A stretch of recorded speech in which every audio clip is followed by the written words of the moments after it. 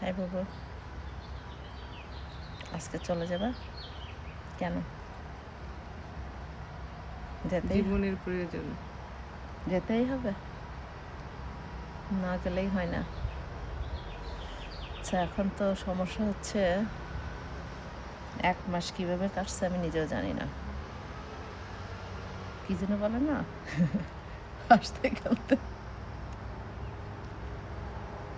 খেলতে খেলতে আচ্ছা বিয়ে না, খেলতে খেলতে টাইম তো চলে গেছে। এখন আসল খেলা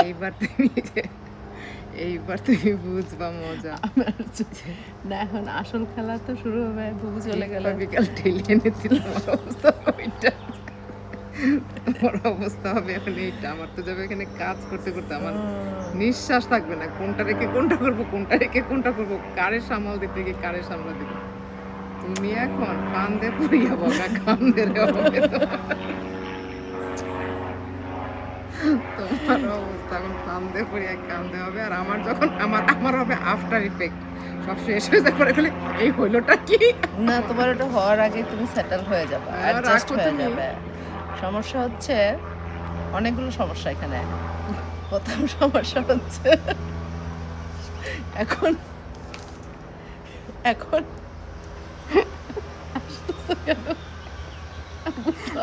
আস্তে আস্তে কান্দা লাইছি আমিও এরকম আস্তে আস্তে। আচ্ছা, এখন সমস্যা অনেকগুলা। একটা হচ্ছে আমি অ্যাক্সিডেন্টের পরে ড্রাইভ করি না বাসায়, তো 1 মাস বাসায় ছিলাম, কিন্তু বুবুর আমি সারাক্ষণ বিছনা ছিল সোফার উপরে। কি বিছনা, বিছনা আমাদের বিছনা ছিল সোফা, সোফার উপরে আমরা সকাল থেকে রাত পর্যন্ত। মিথ্যা কথা বলিস না, এই না মিথ্যা কথা তুমি তো একেবারে কম্বল আমার বাসায় গেস্ট আসলে ওর ওর বিছনা ঠিক করতে পারি। আমি কোনোদিনও আমার সোফার উপরে ব্ল্যাঙ্কেট বিছাই না, ও সে ব্ল্যাঙ্কেট বিছায়ে বিছনা বানায় সারাদিন ওখানে থাকে। এখন বাসায় আমার অ্যাক্সিডেন্টের পরে এত লোক আসে, আর বুবুকে বলা লাগে, বুবু তোমার বিছনা ঠিক করো।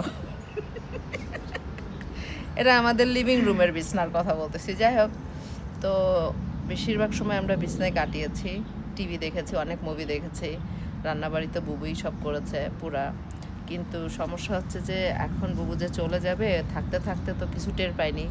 অ্যাক্সিডেন্ট একটা শুধু ঘটে গেছে ওটা জানি, তার বাকি সময়টা কিভাবে কেটেছে আসলে নিজেও বুঝতে পারিনি। বাট যাই হোক, সুন্দর সময় তো ডেফিনেটলি কাটছে। আর বুবু ছিল বলে আমি হয়তো অ্যাক্সিডেন্টের কথাটা চিন্তাই করিনি। ওটা নিয়ে চিন্তা করা বা ভয় পাওয়া বা কিছু একটা, ওটা ছিলই না বলতে গেলে। এখন আজকে যখন তুমি চলে যাবা, আমার বাচ্চারা নাই বাসায়, নাসিম বাসায় তো বিজি থাকে, so I do not know. But আমার অবশ্য আবার ডাক্তারও আছে, তারপরে not easy, but anyway, thank you বুবু। তুমি আসাতে 1 মাস উপকার তো ডেফিনেটলি হয়েছে, বা তার থেকে সবচেয়ে বেশি উপকার হচ্ছে যে একটা মেন্টাল একটা সাপোর্ট, যে এটা যে কত, এটা আসলে বলা মুশকিল, এটা বলে বোঝানো যাবে না। আমি আশা করি সবারই এরকম একটা বন্ধন থাকে, যে সবারই যাতে এরকম ফিল করতে পারে। আমার কাছে মনে হয় যে আমাদের বাচ্চারাও মনে এত ক্লোজ না যতটা আমরা ক্লোজ। মানে আমাদের বাচ্চারাও তারা একজন আর একজনের সাথে এরকম ক্লোজনেসটা নাই, যেটা কিনা আমাদের আছে।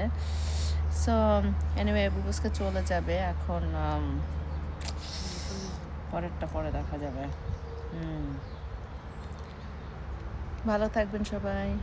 বুবুর চুল কেটে দিলাম আজকে, বরং পিছন থেকে একটু চুলও কেটে দিয়েছি, ভালোই হলো। কাটার দরকার ছিল না, তারপর কাটা হয়ে গেল। তারপর আবার রোজা, বলছিলাম বুবুকে আজকে রোজা নাই রাখতে, আজকে রোজাটা না রাখলেও পারতো না। যদিও ইফতারিটা এয়ারপোর্টে হবে ওর, মানে প্লেনে ওঠার আগে ওর ইফতারি হয়ে যাবে। ওর মানে প্লেনে ওঠার প্রায় 1-1.5 ঘন্টা আগে ইফতার হয়ে যাবে। আর আলহামদুলিল্লাহ পুরো রোজাটা তাহলে হয়ে যাবে। আমার তো গিয়ে 2 মাস রোজা রাখতে হবে। ও হ্যাঁ, দেখছি। বুবু আবার 2 মাস রোজা আমার রাখতে 2 হবে। মাস আমার পুরো অ্যাক্সিডেন্টের পরে ও একটা একটা পুরা 30টা রোজা মানত আমার করছে। হচ্ছে এটা করার পর সাথে সেটা সাথে এটা করে ফেলবো, রাখতে অসুবিধা হবে, তারপরে এই মাসে রোজা রাখতে হবে। সো 2 মাস রোজা রেখে ফেলো। অলরাইট, বাই বুবু, আবার দেখা হবে নেক্সট টাইম খুব শীঘ্রই আপনাদের সাথে। Don't take stress. It will be okay. Yeah, Everything will be fine. ইনশাল্লাহ, Just don't take stress. ইনশাল্লাহ। Leave as it is, okay? By.